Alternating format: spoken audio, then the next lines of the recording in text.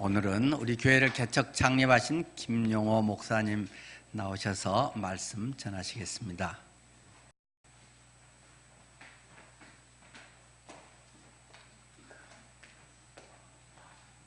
와, 찬양대가 큰 은혜를 받았나 봐요. 지난 이 2달 전보다 훨씬 더 막 우렁차고 힘이 나죠. 네, 힘이 나요 막. 70이 된 어떤 분이 생일을 맞이해가지고 아침에 생일상을 받았어요. 예, 맛있게 먹으려고 하는데 이 치통이 와가지고 도저히 견딜 수가 없어요. 치통이 와서. 그래서 안 되겠다. 치과 가서 치료받고 와서 먹어야지 하고 급하게 치과를 갔는데 주차할 장소가 마땅치 않아서 할 수 없다. 아프긴 하고 차를 길 옆에 잠깐 세우고 빨리 갔다 와야지 하고 올라갔다 치료를 받고 내려왔는데 차 앞에 경찰관이 딱 서서 스티커를 끊으려고 서 있는 거예요. 쫓아가가지고 여보시오 나 너무 치통이 와가지고 힘들어가지고 그냥 잠깐 치료받고 오려고 했는데 여기 주차장이 없어갖고 이렇게 한 거니까 한번 봐주시오. 그러니까 안 됩니다 한 거예요. 나 오늘 사실 생일이거든. 생일날 이렇게 딱지 떼는 거 이거 되겠어? 난 지금 70평생 살았지만 딱지를 한 번도 안 뗐다고. 혹시 지금 쭉 운전하면서 딱지 한 번도 안 떼는 분 계세요? 제가 존경합니다. 예, 저는 국가에다가 세금 내는 마음에서 자주 떼주고 있는데, 예, 아무튼 처음인데 한번 봐줘. 그러니까 이건 흥정한 게 아닙니다. 네, 어떤 경찰이 나한테 그랬어요. 이건 흥정하는 게 아닙니다. 하듯이 안 된다고 하면서 하니까 그렇게 같이 얘기를 하는데 주변 사람들이 왔다 갔다 하는 사람들이 이게 쌓이기 시작했어요. 구경하고 있는 거예요. 어떻게 하나, 누가 이기나든지 이게 보고 있는 거예요. 그러니까 경찰도 난처하고 이 분도 난처하고 난처한 거예요. 그동안 딱지를 끝까지 떼는 거예요. 그래서 저 녀석은 진짜 부모도 없냐, 애비도 없냐, 뭐 이런 마음으로 하소주 받았어요. 받고 이제 막 생일날 이게 뭐야 하고 막 그 마음의 속에 그냥 여러 가지 갈등이 있었겠죠. 화가 나고 이제 딱 앉아서 대체 얼마나 나왔어 벌금이 하고 이렇게 보니까 거의 벌금만 있게 됐어요. 어르신 생일을 축하합니다. 건강하십시오. 갑자기 마음이 뜨거워지고 따스해지는 거예요. 그래서 이렇게 보니까 경찰들 앞에 가고 있어요. 뒤를 한번 보는 거예요. 그러니까 막 손들면서 고마워 했대요. 되게 마음이 따스한 얘기였어요. 오늘 같이 이 시간에 말씀이 끝난 다음에 가실 때 저하고 악수할 때 제가 마음이 따스해졌어요. 뭐 여러분한테 뜨거워져서 말은 내가 기대하지 않고 마음이 따스해졌어요 하고 악수하시면 참 좋겠어요. 네, 그런 메시지를 주님께 주시기를 기도합니다. 영국의 어떤 시인이 이런 시를 지었어요. 이게 우리 얘기더라고요. 어떤 사람은 가는 길에 조그마한 장애물만 있어도 사람을 원망하고 하나님을 원망한다. 또 어떤 사람은 어두운 길에 한 줄기 빛만 비춰도 하나님께 감사하고 기도한다. 좋은 집과 좋은 음식을 먹으면서도 인생이 괴롭고 기쁜 일은 하나도 없다고 말하는 사람이 있고, 비좁은 집과 겨우 낀 일을 해결하면서도 하나님의 은혜에 진심으로 감사하는 사람들이 있다라는 시인데요. 여러분 요즘에 여러분 생활이 행복하고 있다고 생각하십니까? 불행하고 있다고 생각하십니까? 사실은 상황과 상관이 없거든요. 그런 현재 상황과 상관이 없는데 우리는 쉽게 불행을 느끼는 거 있어요. 그 이유는 지금 주어진 상황에서 감사하지 않기 때문에 오는 겁니다. 아유, 감사할 일이 없는데요 라고 하실지 몰라요. 근데 한번 뒤져보세요. 뒤져보면 감사한 일이 무수히 많아요. 제가 언젠가도 말씀드렸지만 저는 이제 그 스마트폰에 그 팝 다이어리라고 하는 앱을 깔아가지고 매일매일 감사의 제목을 저녁에 적어요. 근데 어느 날은 막 7개, 8개가 나오는데 어떤 날은 1개 갖고도 낑낑매면서 할 때가 있어요. 그래서 그러면 더 집중을 해요. 오늘 감사할 일이 뭐지? 막 감사를 뒤져요. 근데 하면 몇 개 나오거든요. 근데 의외로 내가 생각지 못한, 그러니까 이게 나이 탓인지 모르겠지만 이게 집중력이 약해서인지 그냥 잊어버리고 정말 중요한 낮에 있었던 그 감사가 그냥 지나가 버리는 게 있어요. 그래서 찾아가지고 하는데 이제 쭉 감사 제목을 정하다 보니까 이게 성이 안 차요. 그냥 제목만 딱 넣어서.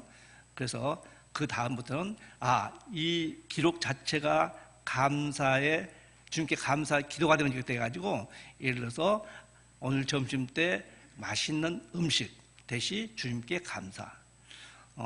또 뭐 누가의 만남 주님께 감사. 이게 주님께 감사, 주님께 감사 이걸 썼거든요. 이게 계속 이렇게 써도 반복이 돼도 전혀 지루하지 않아요. 그래서 주님께 감사합니다. 이렇게 마무리를 하면서 쓰기는 주님께 감사까지만 쓰는 거예요. 그러다 보니까 그게 풍성해요. 지금 몇 년째 쓰고 있는데 이게 봐도 좋고 참 좋아요. 그래서 우리가 감사할 것이 없다고 하지만 우리가 발견을 못해서이지 감사할 일이 많아요. 한번 제가 유치한 질문이지만 한번 질문해 볼게요.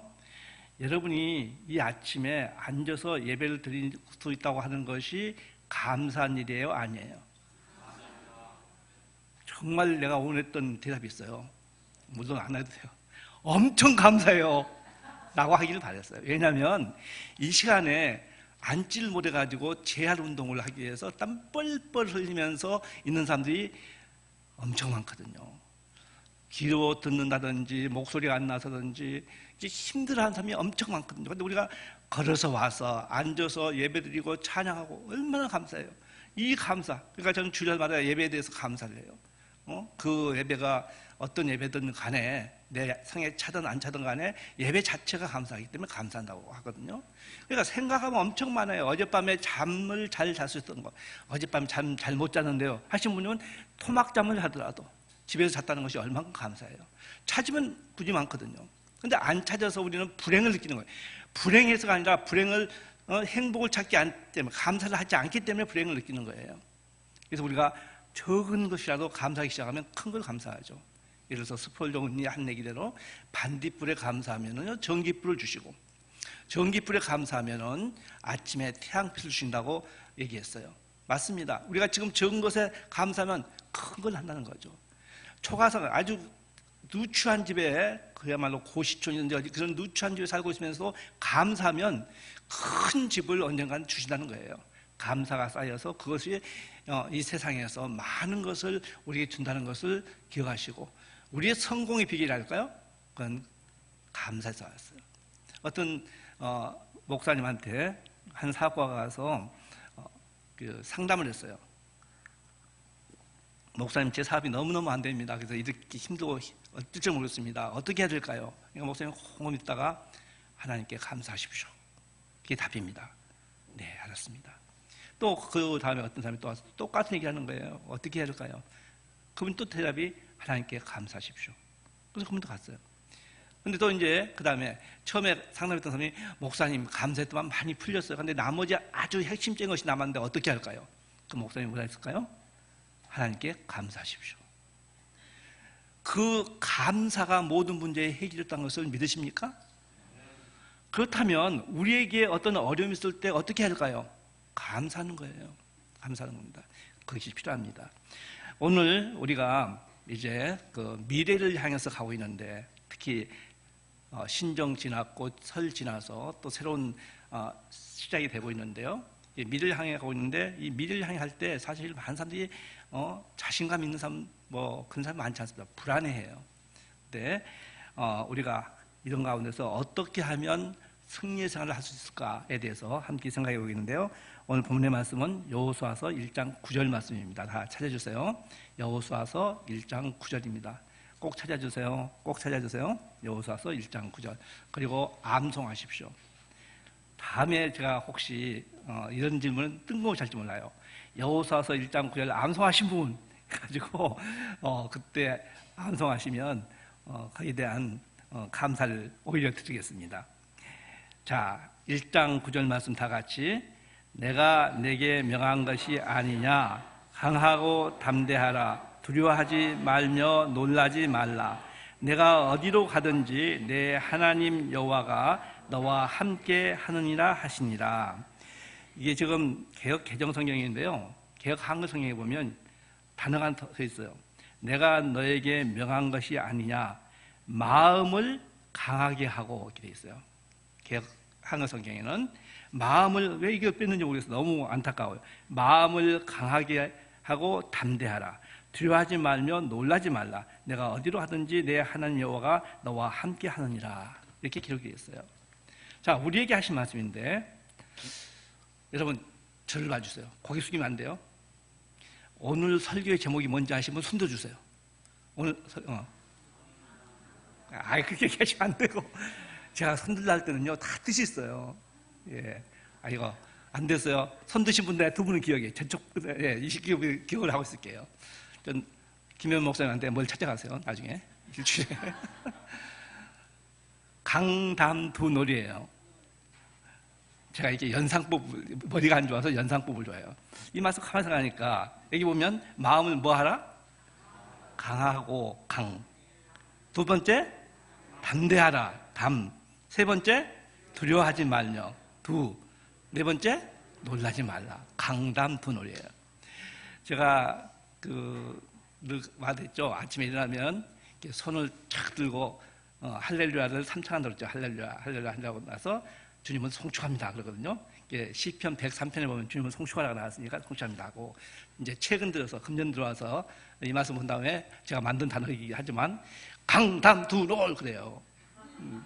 할렐루야 3번 한 다음에 강담두놀 하고 강하자, 담대하자, 두려워하지 말자, 놀라지 말자 이렇게 시작하는데 그러면서 주님 감사합니다 하고 끝나서 하는데요. 이게 한 10초나 걸릴까? 10초 안 걸릴 정도예요. 그런데 의식이 깨자마자 하기 때문에 이제 사실 어제 방송할 때 이제 얘기가 나왔어요. 그런데 이제 이렇게 우리가 그냥 방송하는데 제 파트너가 그러다고 얘기를 하니까 그렇게 하면 잡것들이 안 들어오겠군요. 그러더라고요. 이 방송에 갑자기 잡것들이 안 들어오겠습니다. 그래서 그것이 딱 맞는 말이에요, 사실은. 근데 그래서 미화시키게 되니까 그래도 잡념이라고 해야겠죠. 잡념이 안 들어온다고 이제 얘기를 고쳐서 얘기했어요. 근데 그래요, 진짜 딱. 아침에 깨어났을 때 불쾌한 기분이 들 때가 많이 있지 않습니까? 근데 나는 강담두놀 할렐루야 3창 하겠다고 딱 생각하면 그게 안 들어와요. 이게 탁 들고 해병하고 강담두놀 강하자 이렇게 하면 정말 하루 시작이 힘있게 시작되고 또 놀라운 것은 쫙 이렇게 하니까 간밤에 굳었던 몸이 풀려져요. 이건 보너스더라고요. 여러분 내일 아침부터 해보실래요? 5분밖에 얘기 안 하네. 해보실래요? 이거 하셔야 돼요. 이건 내가 임상효과 끝난 거예요. 그러면 지금 연습합시다. 한번 다 손 들어주세요. 할 만한 일이에요. 자, 그러면서 할렐루야 3번 합시다. 할렐루야, 할렐루야, 할렐루야. 주님 송축합니다. 이제 강담두놀을 억양 있게 해야 돼요. 강담두놀. 강하자. 담대하자. 두려워 말자. 놀라지 말자. 주님 감사합니다. 그렇게 아침을 시작하시면 좋지 않을까 이렇게 추천을 합니다. 우리가 어떤 일이 있을 때 이 일을 딱 대하는 태도가 있어요. 그러니까 어떤 사건이 생길 때든지 어떤 일이 생겼을 때 사람들이 대하는 태도 3가지가 있다고 그래요. 그 일을 봤을 때 자신감 있게 대하는 사람이 있는가 하면 두려움으로 난 저거 못해 떨면서 두려움으로 대하는 사람이 있대요. 그런가 하면 믿음으로 대하는 사람이 있어요. 그러니까 자기가 그렇게 할 수 없는 두려움에 속한 사람이지만 자기는 할 수 없지만 주님이 도와신다. 약속의 말씀을 믿고 믿음으로 대하는 사람이 있어요. 그런데 우리는 어떠냐는 거죠. 자신감이 너무 충만하면 교만해지죠. 두려움 이것은 아무것도 못해요. 그래서 두려움을 갖고 있으면 하나님이 아무리 빛나는 엄청난 계획을 세웠다 할지라도 아무것도 못해요. 그래서 이 두려움이 있는데 근데 믿음으로 하게 되면 이 사람은 자기와 상관없이 엄청 큰 일을 할 수 있어요.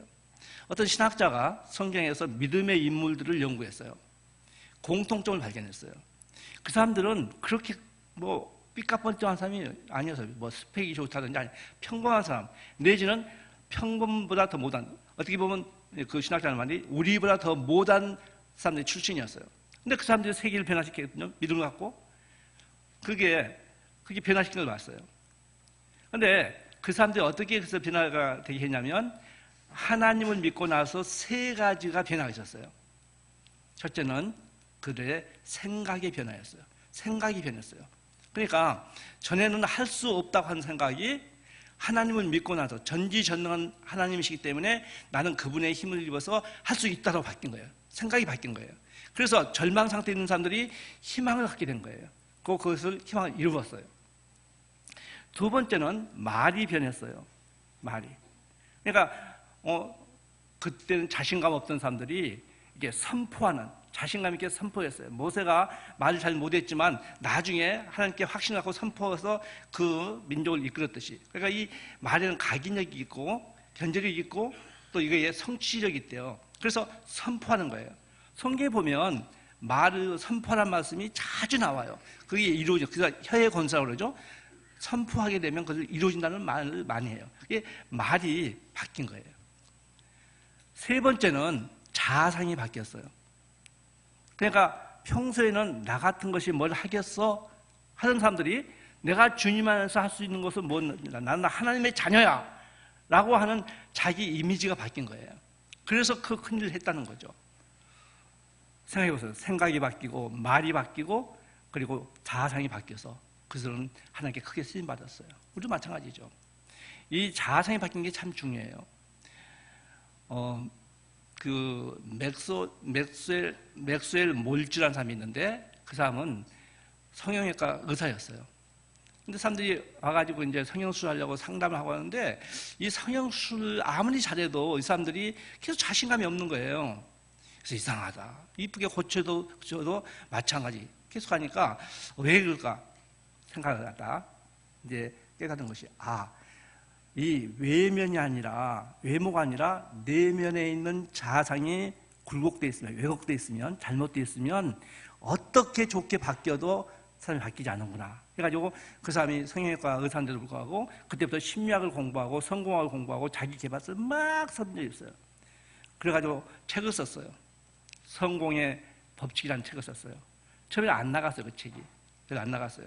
근데 몇 사람들이 그 책을 갖고 해보니까 바뀌거든요. 그래서 이게 입소문 나가지고 50년 동안에 자그마치 3천만 부가 나갔어요. 출판사 사장은요, 이런 말 들으면요, 막 떨려요. 네, 얼마나 떨린다고. 아신 분만 없었어, 지금. 네, 그렇게 많이 나가, 그렇게 영향을 가졌죠. 그러니까 우리 안에 있는 이 내면의 자상이 바뀌지 않으면 안 돼요. 옛날에 믿지 않을 때 사탄 굴레 가운데 있던 그 자아상을 믿음 안에서 계속 갖고 있으면 그 사람은 계속 힘들어요.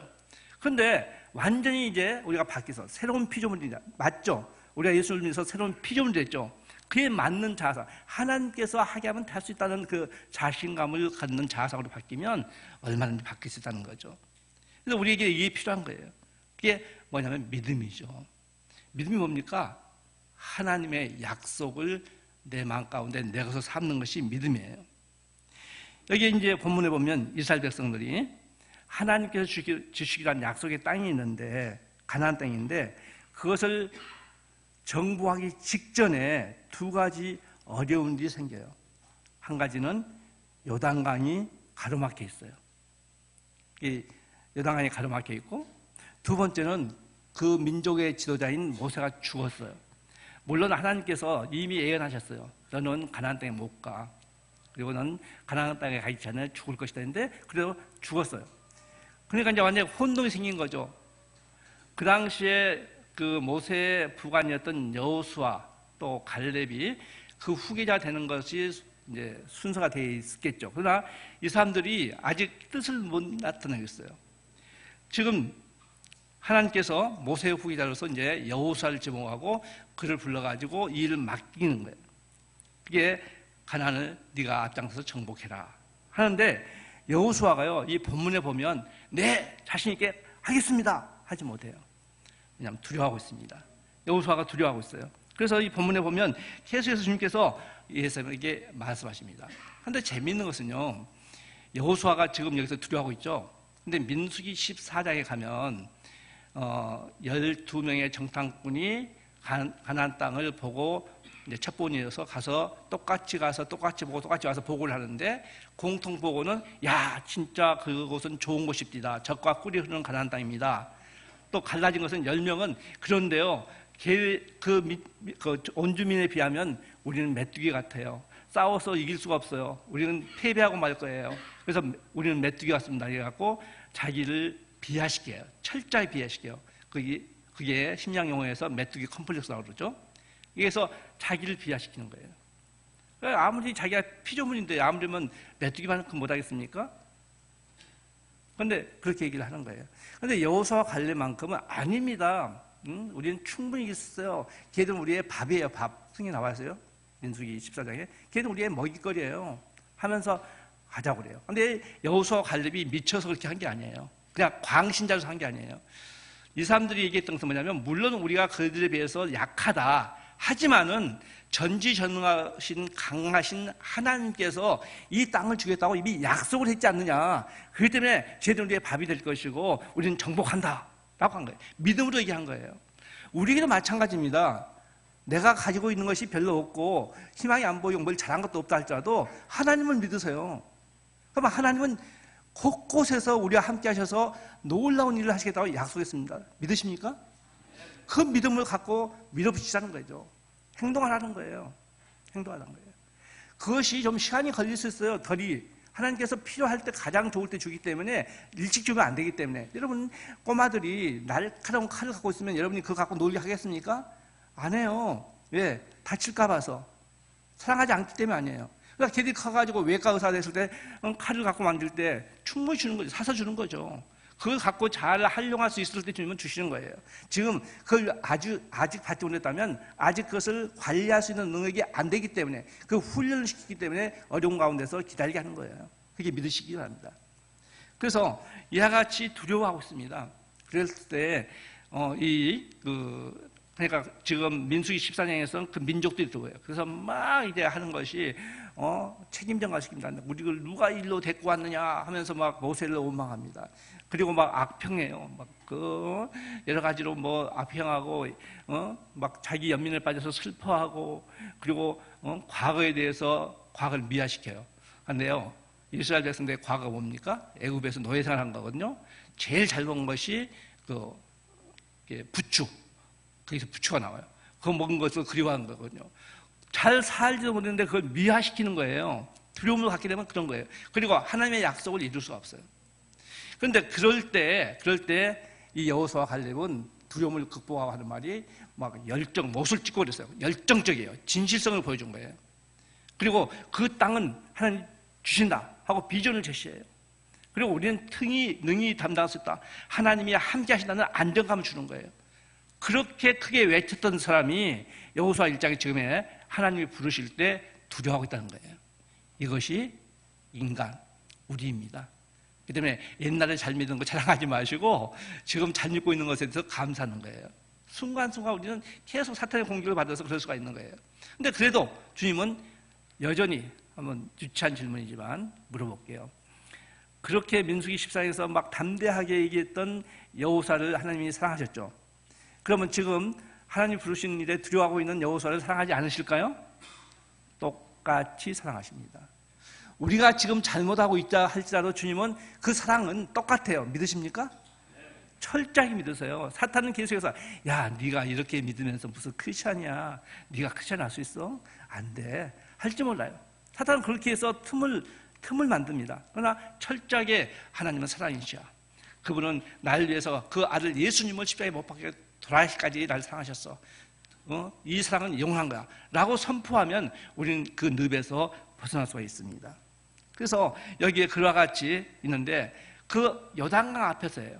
이 요단강은요, 국가, 지역을 구분해 준 것 정도가 아니라 신앙적인 의미가 있어요. 바로 우리가 무슨 새로운 일을 시작하려고 할 때 앞에 가로막힌 장애물을 의미할 수 있어요. 지금 여러분이 어떤 계획을 갖고 있습니다. 일을 하고 있는데 장애물이 있어요. 계속 장애물이 있어요. 그 장애물을 극복해야만이 하나님이 예비한 복을 누릴 수 있는데, 그럼 어떻게 해야 될 것이냐? 어떻게 해야 될 것이냐?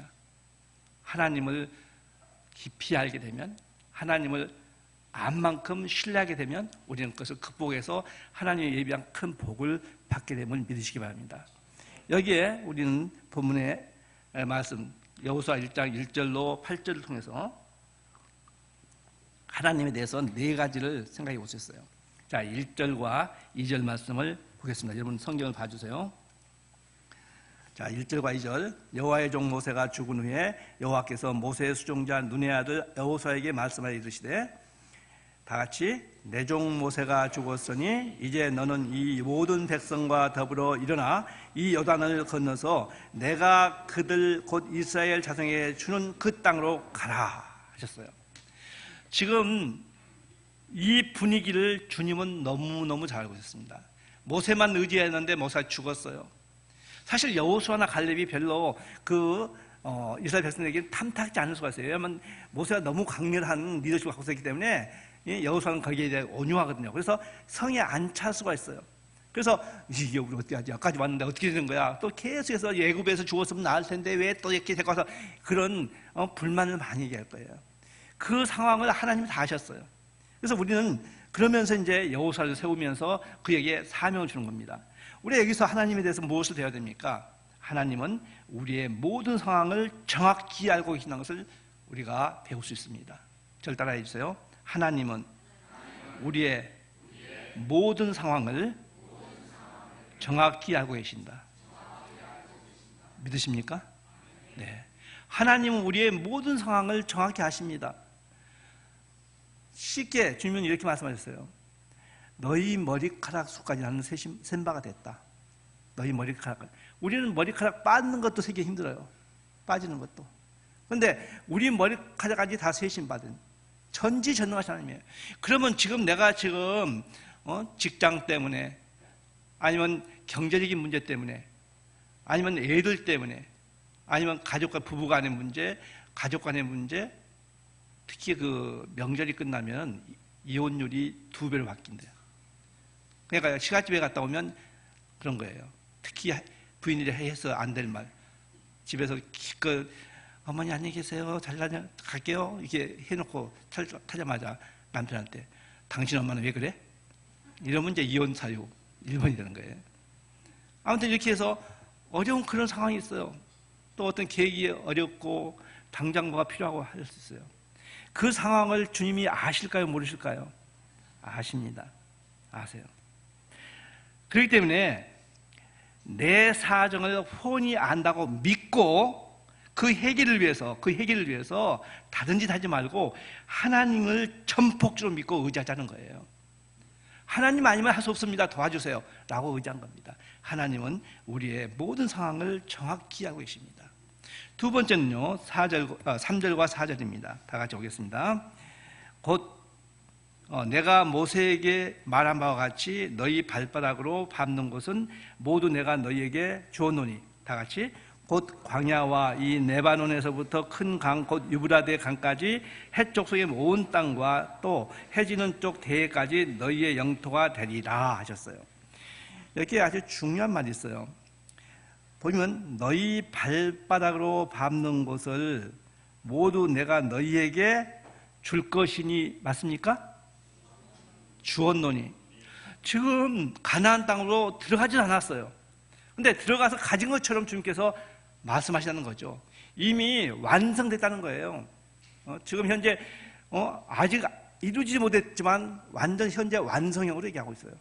주었노니 내가 너한테 줄 것이 약속한 게 아니라 이미 줬다고 선포하고 있는 겁니다. 이 말씀이 우리 삶에 참 중요합니다. 너희 발바닥을 밟는 것, 우리가 갖고 있는 그 어떤 문제든지 희망사항이든지 아니면 비전인지 그 모든 것을 이미 주셨다는 거예요.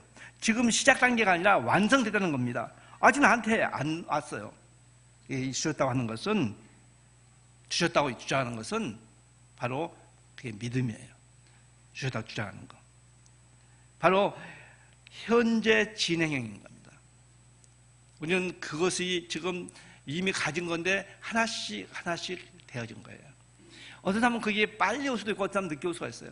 근데 그건 가장 좋은 때 주기 위해서 그걸 잘 활용하기 위해서 하신 겁니다. 그렇기 때문에 우리는 이 하나님께서 우리에게 약속한 것을 다 주신다고 하는 믿음이 있어야 돼요. 하나님께서는 우리에게 약속하신 것을 다 주셨습니다. 주셨어요. 여기 보면 주었노니 다 주었습니다.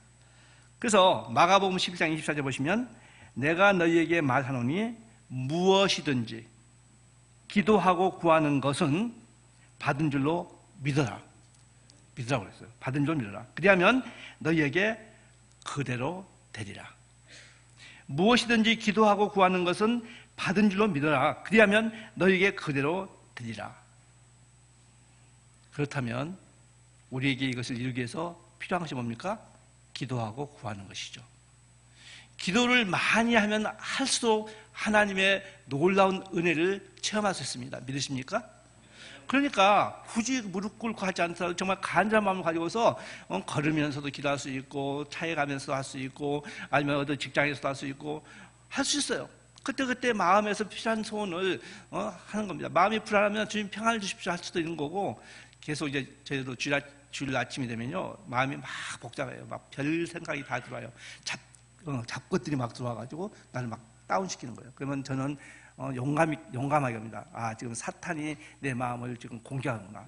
그러면서 주님께 기도해요. 주님, 제 마음을 지켜주십시오. 방패해 주십시오. 계속 이 앞에 나오기 전까지도 계속 기도하고 나오는 거예요. 주님, 제 마음 지켜주십시오. 그럼 주님께서 내 마음 평강을 주시는 거죠. 다 덮어주시고 나와서 용감하게 얘기할 수 있게 만드는 거예요. 자, 기도하고 구하는 것은 다 주셨다 했습니다. 여기에 비결이 있어요. 힘들어서 낑낑 매는 대신에, 한숨 쉬는 대신에, 불편 대신에 기도하고 구하자는 거죠. 그러면서 감사하자는 거예요. 기도할 수 있는 자체만, 하나님이 나의 아버지 되신 것만도 감사하자는 거예요. 그것만이라도.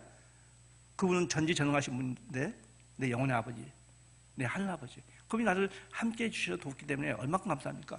그것부터 시작하자는 거예요. 하나님의 아버지 되신 거 감사합니다.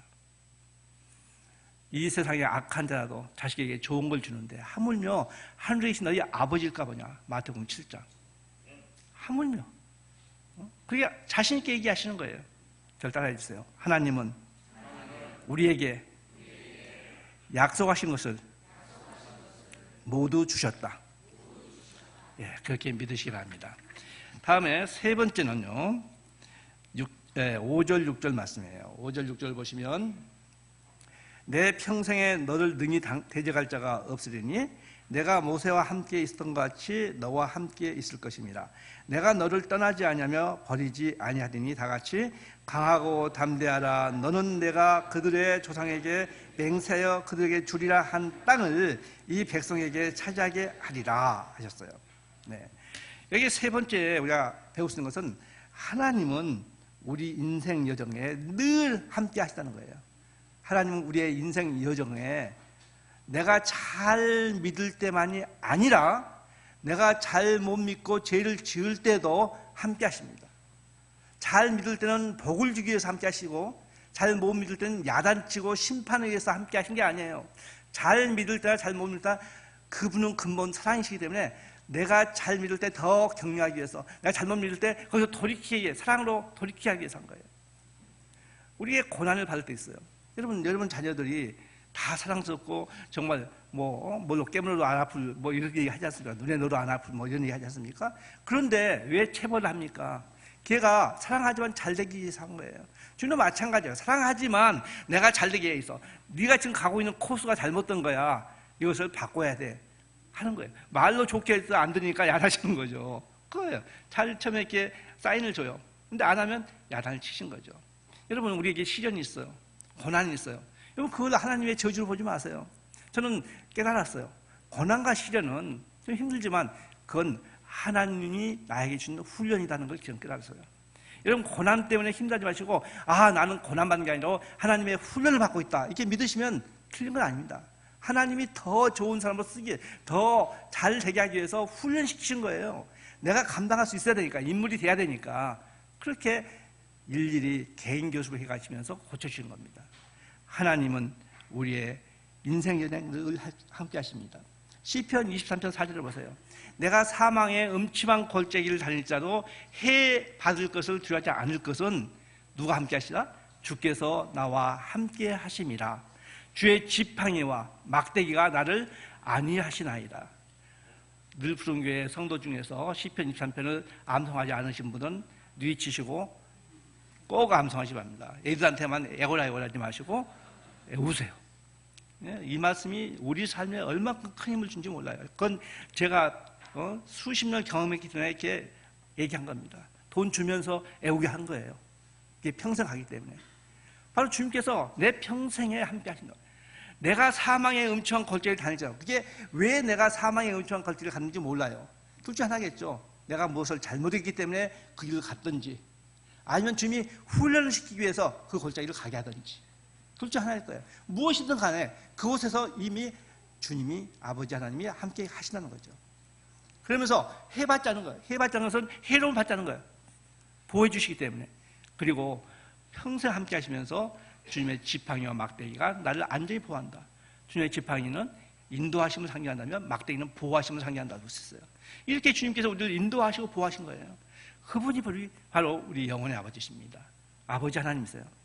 그래서 우리가 하나님이 우리와 함께 하신 것을, 늘 함께 하신 것을 믿어야 돼요. 여기 보시면 모세와 함께 있었던 같이, 그래서요. 모세와 함께 있었던 같이. 내가 생각할 때 참 그분은 주님 앞에 크게 쓰임 받았어, 주님이 함께 하셨어 했다면 그분과 함께 했던 주님이 나도 함께 한다는 것을 믿는 거죠. 버리지 않는다고 그랬어요. 우리는 내가 혼자라고 생각할 때가 많이 있습니다. 내가 주님께 버림을 받았다고 생각할 때가 참 많이 있어요. 근데 결코 그것은 착각이지 그런 것이 아니에요. 여러분이 잘 아는 시인데, 시 있을 수 있는데, 시 중에 모래의 발자국이라는 시가 있어요. 제가 읽어드릴게요.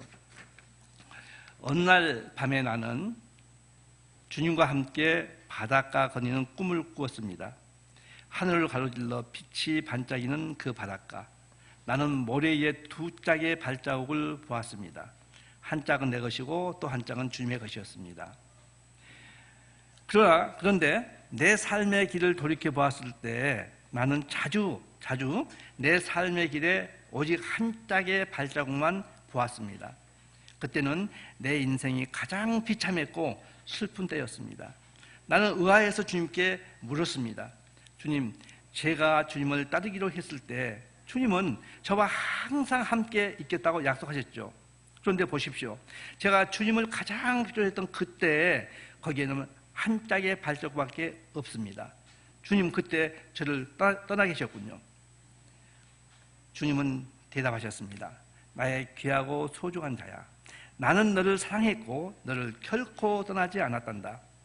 내 시련 때, 고통의 때에도 내가 본 오직 한 짝의 발자국은 그것은 너의 발자국이 아닌 나의 발자국이란다. 그때는 내가 너를 등에 업고 걸었을 때란다. 바로 우리가 어려울 때, 힘이 없을 때 주면 우리를 업고 등에 업고 그 일을 통과하게 하시는 분이에요. 믿으십니까? 그렇다면 주님이 늘 함께 하신, 다시 해서 늘 함께 한다는 것은 감시하러 함께 한 게 아니라 우리에게 복을 주기 위해서 함께 한 것을 믿으시기 바랍니다. 그분은 그렇게 우리에게 철저하게 보호 주십니다. 우리가 많이 부족하지만 그래도 주님은 늘 함께 하시면서 우리에게 아주 좋은 걸 준 것을 믿으시고 담대하시기를 주의 이름으로 축원합니다. 다음에 네 번째는 7절과 8절입니다. 오직 강하고 극히 담대하여 나의 종 모세가 내게 명령한 그 율법을 다 지켜 행하고 우러나 좌우나 치우치지 말라. 그리하면 어디로 가든지 형통하리니. 다 같이 이 율법책을 내 입에서 떠나지 말게 하며 주야로 그것을 묵상하여 그 안에 기록한 대로 다 지켜 행하라. 그리하면 내 길이 평탄하게 될 것이며 내가 형통하리라. 여기에서 우리가 배울 수 있는 것은 하나님은 우리 삶이 형통하기를 원한다는 거예요. 하나님은 우리의 삶이 형통하기를 원하십니다. 잘 믿건 잘 믿지 않건 예수 그리스도의 보혈의 피로 말미암아서 하나님의 자녀가 됐다면 모든 자녀가 잘 되길 바라시는 거예요. 어떤 분은 예수님 믿고 더 고난스럽고 더 나쁘다고 하는데 그건 자기가 잘못 믿고 있기 때문에 그런 겁니다. 그래서 우리는 성경을 공부해야 되고 성경을 깨달아야 돼요. 그리고 기도하면서 주님을 느껴야 돼요. 그러면서 순종하면서 그것을 체험해야 돼요. 그래서 주님은 항상 우리의 삶이 형통하게 원하십니다. 그걸 늘 생각하세요. 어려운 일이 있을 때 하나님 정말 나를 사랑하십니까? 할 때 주님은 나를 형통하게 원하시지 생각하는 겁니다. 여러분 잘 아는 야베스의 기도가 있어요. 여기 보시면 역대상 4장에 보시면, 자, 찾을게요. 역대상 4장 9절 10절 보겠습니다. 9절과 10절이에요. 자, 읽을게요. 야베스는 그의 형제보다 귀중한 자라 그의 어머니가 이름하여 이르되 야베스라 하였으니 그 야베스라는 뜻이 나와요. 이는 내가 수고로이 낳았다 함이었더라. 그러니까 얘가 태어날 때 좀 어려운 일이 많이 있었어요. 어떤 학자들은 장애인으로 태어났단 말도 있고 합니다. 그런데 이 출생이 참 안 좋아요. 근데 10절에 보시면 반전이 있습니다. 야베스가 이스라엘 하나님께 아뢰어 이르되, 야베스가 이런 스펙을 갖고 이런 환경을 갖고 있으면서 주님께 기도해요. 주께서 내게 복을 주시려거든 그래요. 이 개혁성경에는요, 복에 복을 더하여 주옵소서 이렇게 있는데, 이게 가슴이 좀 답답해요. 개혁성이 드는데 복에 복을 더하여 주옵소서 이렇게 했는데, 복을 주시거든 나의 지역을 넓히시고 주의 손으로 나를 도우사 나로 환난을 벗어나 내게 근심이 없게 하옵소서 하였더니, 다 같이가 이제 내가 보니까 절대가 있어요. 하나님이 그가 구하는 것을 거절하셨더라? 아니고 허락하셨더라. 이게 우리에게 주신 말씀 아니에요? 그러니까 기도하자는 거예요. 내 지금 누가 그러더라고요? 내 꼬라지, 이게 욕 아니에요? 미술도 하면 한계죠, 한계. 내 꼬라지가 어떨지라도 알아들으세요. 그럴지라도 상관없이 하나님께 의뢰하고 기도하면 하나님께서 이루어진다는 것을 성경 곳곳에서 말씀하고 있는데, 우리가 그걸 찾아서 쓰자는 겁니다. 활용하자는 거예요. 그러면 요한 3서 1장 2절에 보세요. 내 영혼이 잘된 것 같이 범사가 잘 되는 거죠. 영육간에 잘 되는 놀라운 복을 약속하셨어요. 믿으십니까? 창세기 39장에 보면 요셉이 나와요. 그게 보면 참 특이한 게, 하나님이 요셉과 함께해서 형통하게 했다는 말씀이에요. 그러니까 하나님이 함께하면 우리는 형통하게 돼요. 그가 노예로 있었지만. 그런데 한 가지 저한테 너무 좋았던 것은 뭐냐면, 그 보디발이 그 요셉에게 하나님이 함께한 것을 발견했어요. 보디발이, 믿지 않는 보디발이, 내 삶도 이 세상 사람들이 야, 김용호 저 사람한테는 하나님이 함께 이렇게 딱지가 붙었으면 참 좋겠어요. 그리고 그 요셉이 억울한 누명을 쓰고 감옥에 갔을 때도 그 간수장이 하나님이 함께 하신 걸 알고 그 요셉에게 좋은 책임을 맡긴 거예요. 근데 그 요셉의 그 고난이 뭐였습니까? 바로 그 나라의 국무총리를 시키기 위해서 훈련시킨 거예요. 요셉에게 시련 같았지만 시련이 아니었어요. 훈련이었어요. 여러분에게 지금 어떤 고통스러운 일이 있다면 그것은 하나님이 크게 쓰기 위해서 주시는 시련이 아니라 훈련입니다. 훈련인 건 믿으시고 주님을 전폭적으로 신뢰하는 겁니다. 되게 성공한 사람들과 실패한 사람들의 비교를 했는데, 기자인 시드니 해리슨이 쓴 성공한 사람과 실패한 사람의 차이에 대해서 나오는데 쭉 길어요. 그런데 제가 몇 가지만 참고를 위해서 얘기하겠습니다. 우리가 어떤 사람인가? 성공한 사람은 구름 위에서 태양을 보고, 구름 위에 있는 태양을 보고, 실패한 사람은 구름 속에 비를 본다. 성공한 사람은 문제 속에 뛰어들고, 실패한 사람은 문제의 주변을 맴돈다. 주님이 주신 거니까 뛰어들 수 있죠. 성공한 사람은 눈을 밟아가지고 길을 만들지만, 실패한 사람은 눈이 녹기를 기다린다. 성공한 사람은 바람을 도출 위한 에너지로 삼지만, 실패한 사람은 바람을 보면 도출을 거둔다. 성공한 사람은 파도를 타고, 실패한 사람은 파도에 삼키운다. 성공한 사람의 즐겨 쓰는 말은 다시 한번 해보자 이고, 실패한 사람의 즐겨 쓰는 말은 해봐야 별 수 없다 이다. 성공한 사람은 다른 길이 있을 거라고 생각하지만, 실패한 사람은 길 하나뿐이라고 생각한다. 오늘 그 2부 예배 때 기도하신 분이 그 얘기하셨죠. 감당할 시험밖에는 주지 않고, 시험 당할 쯤에 뭘 준다고요? 피할 길, 비상구를 주신 거예요. 그래서 능히 감당하게 하신다고 했어요. 우리의 지금 이 시련, 이 어려움은 하나님이 감당한다고 믿기 때문에 주신 거예요. 여러분은 그것이 힘들지만 그렇게 생각하세요. 하나님은 내가 이것을 믿고 계시구나 하면 우리는 그것을 즐겁게 이겨나갈 수 있습니다. 결론적으로 이제 1장 9절 말씀이에요. 다시 한번 이 1장 9절 말씀을 보겠습니다. 이 1장 9절을 요약한다면, 애우기 쉽게 요약한다면 다시 말씀드려서 감담두놀이죠. 저는 이걸 발견하면 너무 잘 즐기게 사용하고 있어요. 자, 여기 보십시오. 결론적으로 이제 구절을 보시면 내가 내게 명령한 것이 아니냐 그랬어요. 이게 명령이에요. 그러면서 강하고 담대하라. 두려워하지 말고 놀라지 마라. 내가 어디로 가든지 다시 해서 네가 어떤 상황이 날지라도 너의 하나님 여호와가 너와 함께 하느니라. 그게는 내가 어떤 상황에 있다 할지라도 하나님이 함께 하셔서 문제를 해결해 준다는 거죠. 시편 119편 160절을 보시면 주의 법을 사랑하는 자들에게는 장애물이 없을 줄 알았어요. 암송하시죠? 주의 법을 사랑하는 자들에게는 장애물이 없다. 지금 요단강 장애물이 있어요. 그렇지만 주님이 함께 하셔서 건너기 때문에 장애물이 아니에요. 여러분의 인생에 지금 장애물, 그건 장애물이 아니에요. 하나님께서 그 장애물을 이기게 하시면 그것은 하나의 훈련 과정이고 한 코스일 뿐이지 결코 장애물이 아니에요. 우리 생각 가운데 내 인생에 장애물이 있구나. 우리 아버지가, 우리 어머니가, 뭐 자식이, 누가 직장의 상사, 누가 쓰잘데기 얘기하지 마시고 그것은 하나님이 복을 주기 위해서 쓴 도구다 생각하시고 앞으로 승리할 수 있기를 주님으로 축원합니다. 기도하겠습니다. 하나님 아버지, 오늘 이 말씀을 통해서 다시 한번 용기를 주시고 승리할 수 있게 은혜를 베풀어 주시옵소서. 그래서 하나님께 영광되고 우리 삶에 큰 기쁨이 될 수 있게 해주시고 이웃을 돕는 삶이 될 수 있게 역사해 주옵소서. 우리의 기도가 주님 안에서 아름답게 응답되게 해 주옵소서. 예수님의 이름으로 기도하옵나이다. 아멘.